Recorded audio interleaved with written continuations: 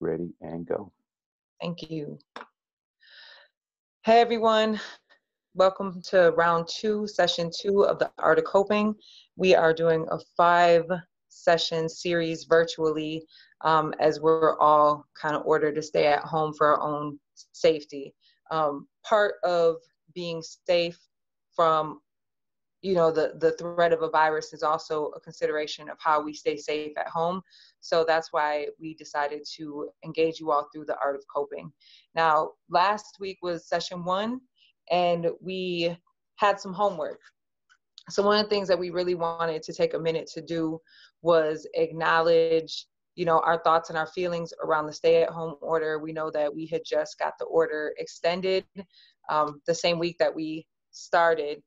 So journaling was a part of that process. And at this time, if anybody would like to write in the chats any of the thoughts that you put in your journal, feel free to do that. The request was for you to take what you wrote and either extend it or create poetry out of it, or some kind of some visual art. Even music could have been made through it. If you didn't do that, of course, there's always time to go back, but those journal entries are really important. So trying to find some consistency around where you're writing is going to be helpful for later when you look back and you want to look at your notes throughout the weeks.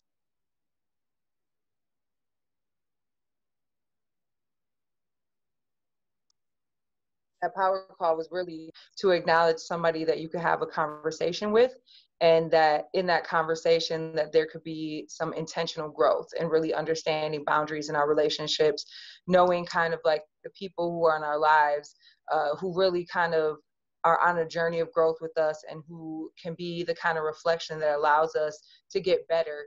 And then also knowing the kind of people who we know tend to not be the healthiest addition to what we're doing and how we're moving.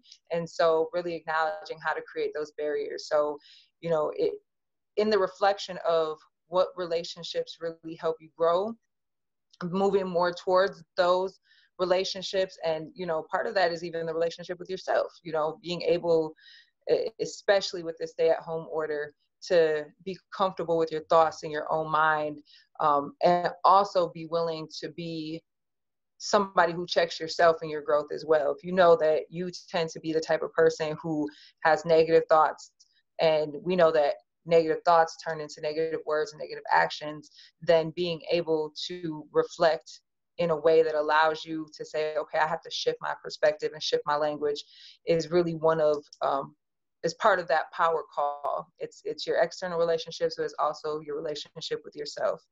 The meditation piece was the third thing. We meditated collectively last week, and we want to keep doing that. We will meditate together every week, but giving yourself like 5 minutes a day to really just get quiet, get in tune with your breathing. If you're comfortable doing that, you can leave it that way, or you can very intentionally have a thought. And the thought for last week was, I am love. So as far as coping techniques go, we want to make sure that we introduce something new every week. You guys will get a chance to go back and see the other video and reflect on that and participate if you need to, but we're going to keep moving with today's agenda. I'm going to jump right into the meditation, because I know essentially that's what everybody tunes in for, especially our true schoolers. And so just thinking about why meditation is something that's a healthy practice. Like, for one, it helps you to just kind of quiet and settle your nerves, which is naturally good for immune system. It helps with a better memory. It helps you to be more in tune with your thoughts, and to kind of get rid of the clutter that stacks up in our minds over time. And it really allows you a chance to just connect with your physical, with your spiritual, and bring those pieces together to be present in a very particular way as you move through daily lives, whether that's at home, at work, at school, and especially when you're coming across times of making difficult decisions. Being able to be centered is super important. So I'm going to start with the music. I would like you to get as comfortable as you're able to. If you have found a space in your home, you could sit on the floor, you could sit in a chair, it doesn't matter, but you want to be able to kind of get loose, let the tension go and free yourself. At some point, I will tell you that you can relax your bodies however you want, but to start with, I really want you to be straight backed in a sitting position where we can take in some deep breaths. I invite you to close your eyes if you're comfortable. If you're not comfortable, that's okay. I know that that is something that for some folks is not a possibility. If there are other people around you, feel free to ask them to join you.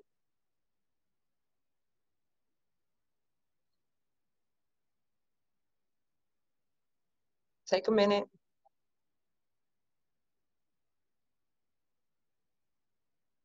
Take a deep breath in. Let it go. Take a deep breath in. Let it go. On this breath, allow your rib cage to open up. Watch how your back straightens. Let it go.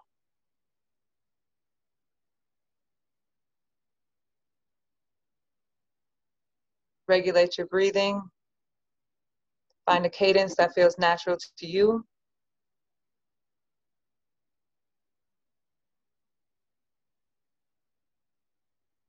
Notice the way the air feels cool going in your nose, how it comes out warm through your lips.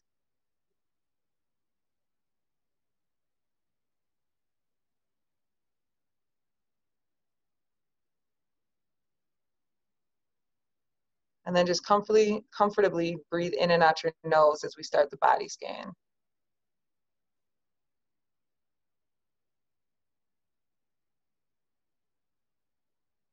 Imagine the next breath going into your head and just whirling around the thoughts that are there and pushing them away.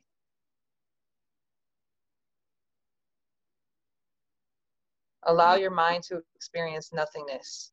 Focus on your breath, in and out.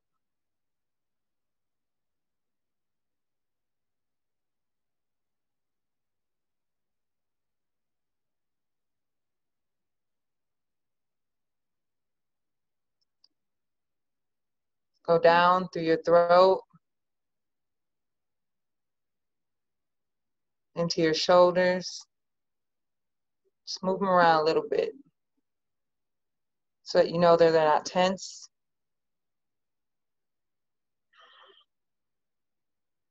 Let your arms be heavy. Open your hands, palms up, so you're able to receive and exchange energy.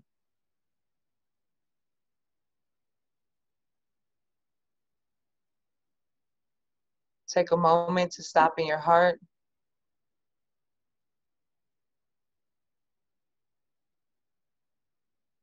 Take a moment to feel love.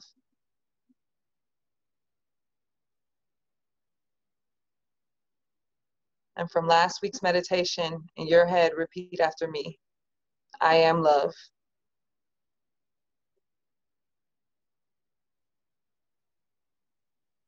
Go down into your belly. Acknowledge what you're feeling. Is it anxiousness? Is there tension?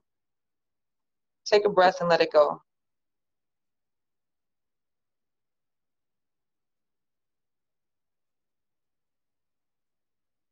Scrolling down to the bottom half of your body. Let your legs go. Allow them to be heavy.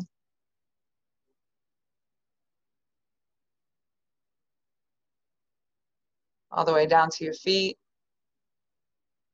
Wiggle your toes just a bit. And then let them rest too.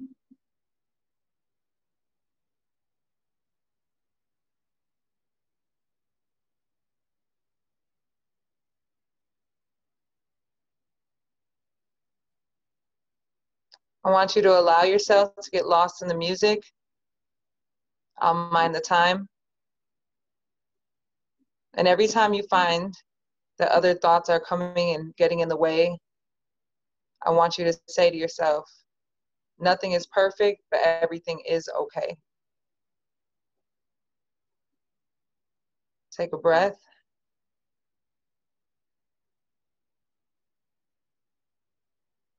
Nothing is perfect, but everything is okay.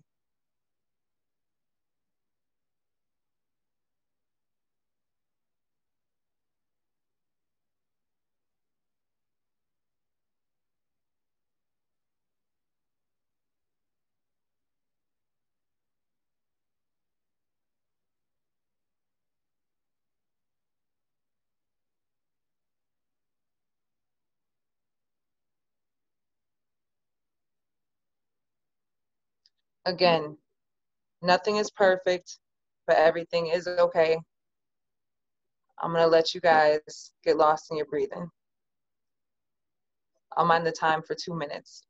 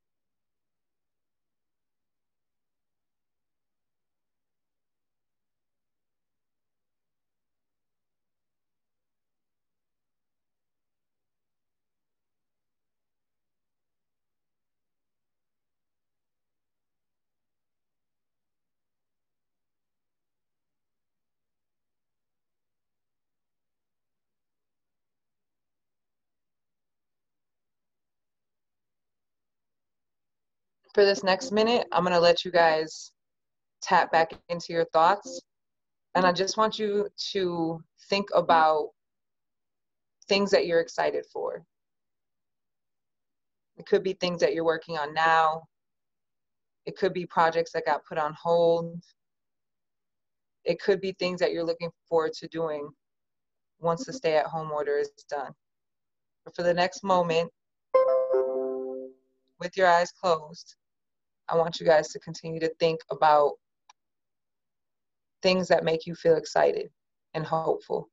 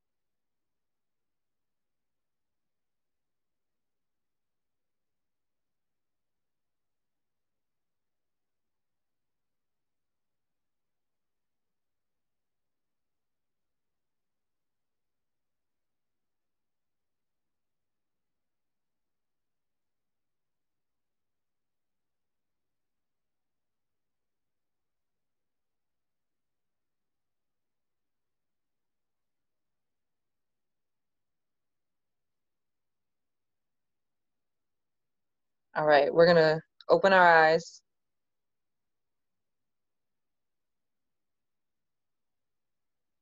come out of the music, and go back to our notebooks. So if everybody can grab their notebook and something to write with, I want you to write down all the things that you are excited for and that you are hopeful about that cross your mind while meditating. That can include things you are working on right now, um, anything that you can think of, things, projects that you're working on, or it doesn't even have to be work related. It could be you're hopeful to start training for a 5K. You're hopeful to go swimming when it's warm enough. Whatever it is, I want you to start writing a list of things that make you excited that you're getting into.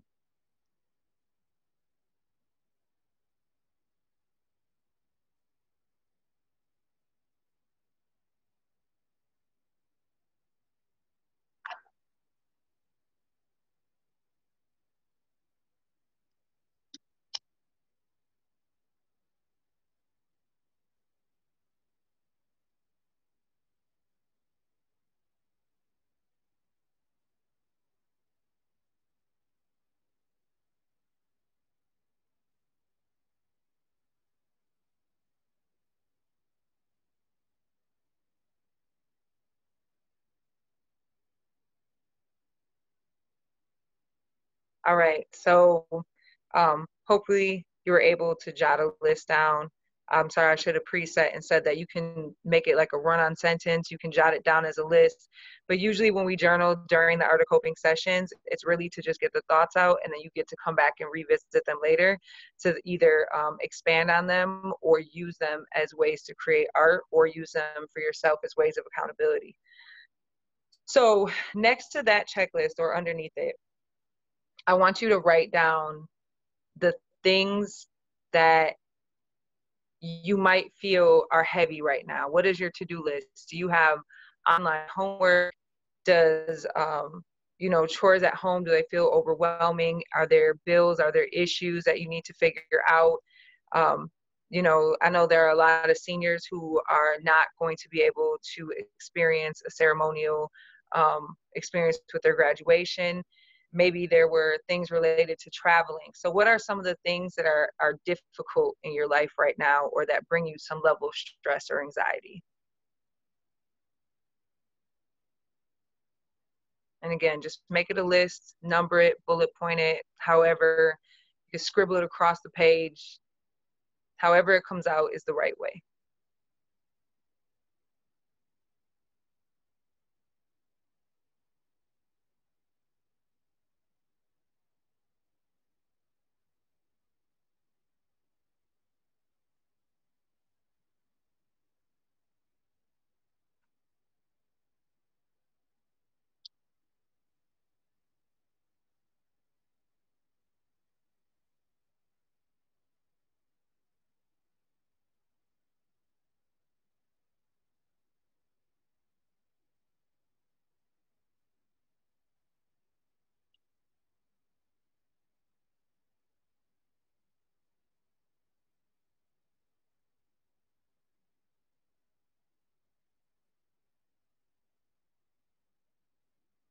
And if anybody wants to give examples of either list, please feel free to put them in the chat.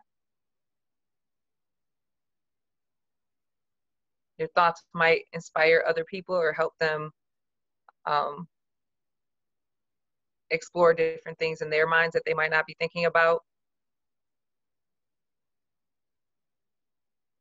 Or you might find that you have some stresses in common with other people.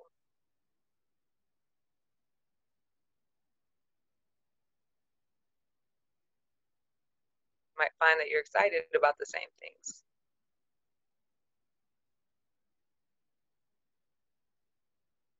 All right. I'm hoping you have 2 lists. And if I'm going too fast, and if anybody needs more time to write, I want you to either jump in and tell me, or you can write it in the chat. But if everybody has 2 lists that they're looking at, then we can move on to the next part. Look at your list of the things that make you feel hopeful. Just read through them for a minute. Things you're excited about.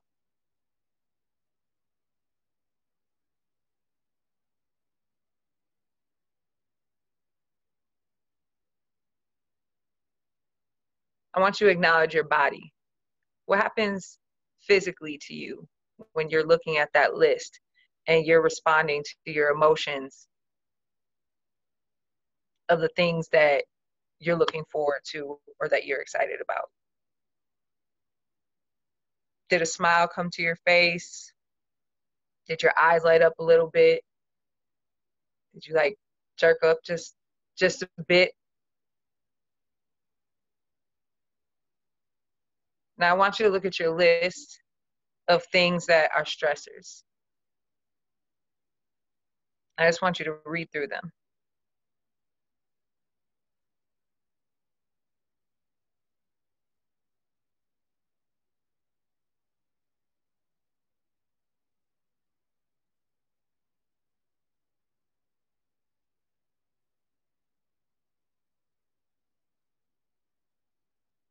And I want you to do the same thing.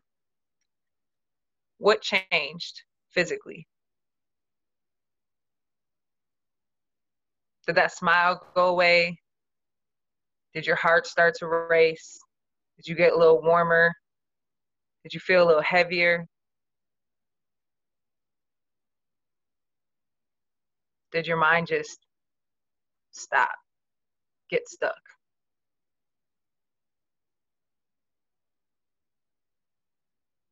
Our bodies are constantly reacting to our emotions. Our emotions are connected to our thoughts. And somebody who is not paying attention to their emotions and redirecting negative thoughts are most likely constantly physically living with the symptoms that connect with anxiety. When we talk about health issues and disparities in our communities and things like high blood pressure, issues around emotional wellness, a lot of that is strongly connected to our everyday thought patterns. And so the reason why we have homework with the art of coping is so that every single day you can participate in small practices that really change thought patterns and that keep you in that hopeful and healthier phase. Now, I understand the reality of life comes with stresses. but you have to be able to balance the two, and you have to be able to advocate for yourself and say realistically, what from this list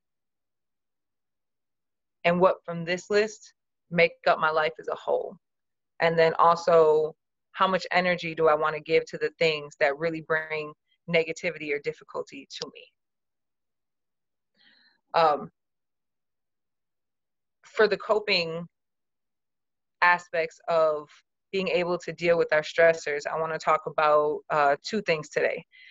Besides the meditation, besides the journaling, and besides having great communication, another technique that you can use is something called grounding. And grounding is a technique that is so simple, and most of us have probably heard of it, but it's something that people forget to do. So in a moment where you are experiencing high anxiety or fear or sadness, a lot of times, if we're in those states, that means we're either in the future, imagining what's happening, or we're thinking about the past. But bringing yourself to the present really detaches you from those emotions. So grounding usually means using your senses. That means you take a moment to get out your head and look around. What colors do you see in the room? What physical things can you name are there? Taking a breath and acknowledging what you smell. Physically touching something and being able to acknowledge how it feels. So oftentimes people carry stones or something that they can hold on to or rub or look at so that they can come out of the thoughts that are giving them the difficult emotions. When I'm at True School, and I know that there are quite a few students who have done this with me, but when I have a young person who is dealing with anxiety over something that is happening, something that has them either crying or, they can't catch their breath, or they're really experiencing some deep hopelessness, I ask them to jump 3, 4, 5 times, because that moment of being physically present and the effort that it takes to bring yourself to jump when you're feeling like the world is on you and everything is heavy, it breaks up. And all that anxiety and that feeling that's bubbled up in the physical goes somewhere else and gives you a moment to breathe. And then we come back to that thought pattern of perspective, and really thinking about sometimes how we tend to negative things that we don't have to, or we give too much energy to those, and we end up pulling from the things that bring us joy. So that takes us back to our list, right? So being able to physically see things like vision boards, or having lists on your wall, or writing quotes that are inspiring to you in places that you can see them every day, will be something that is an asset that brings you back to the things that bring you hopefulness and joy. So yeah, that's going to be the homework this week. Is as part of your grounding techniques, I want you to find an object, something that can go with you. It can be a piece of jewelry. It can be, a rock or something that you carry in your backpack or in your purse. And I want you to also take sticky notes or create a vision board with all positive messaging that you're going to see first thing in the morning, and you're going to look at it before you lay your head down to get rest that night.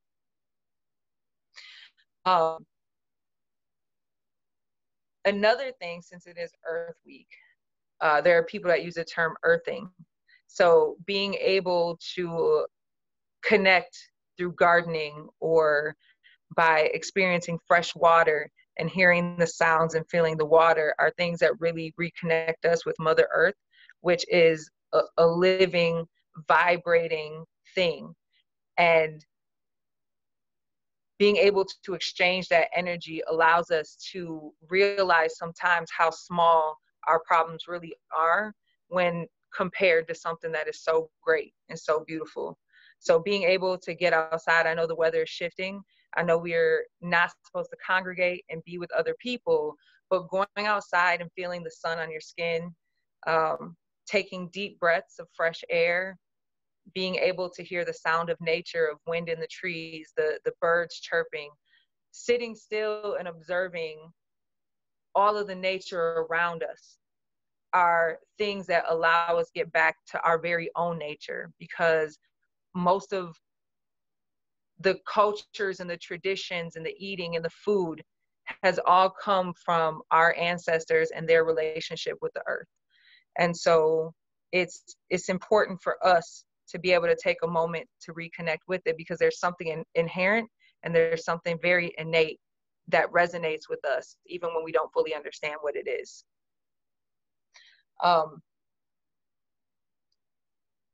Any feedback? All right. So we're going to wrap up this round of the Art of Coping by going back to that saying that we said in the meditation, the mantra, which is nothing is perfect, but everything is okay. And the idea of the statement saying that nothing is perfect does not challenge the value of anything. It's just the fact that we are all working progresses, and every moment that we're in is preparing us for the next. And so perfection is kind of the idea that something is complete, but we are living lives that are constantly in change. We're constantly evolving. We're growing, we're learning, we're exploring, we're developing, we're creating, we're artists. And so nothing has to be perfect. But for as long as you are present, and as long as you are breathing, and as long as you have tools to keep growing, then everything really is okay. Don't forget that. I thank you guys for tuning in to this session of The Art of Coping. Again, I cannot stress enough to please practice every day. Put the things into place that will allow you to be mindful and start reprogramming your mind to be problem solvers, to be hopeful, and to start experiencing wellness, so that no matter what happens around us, that essentially we are okay, and then our families are, our community is, and we can continue to grow together in love and light. Peace.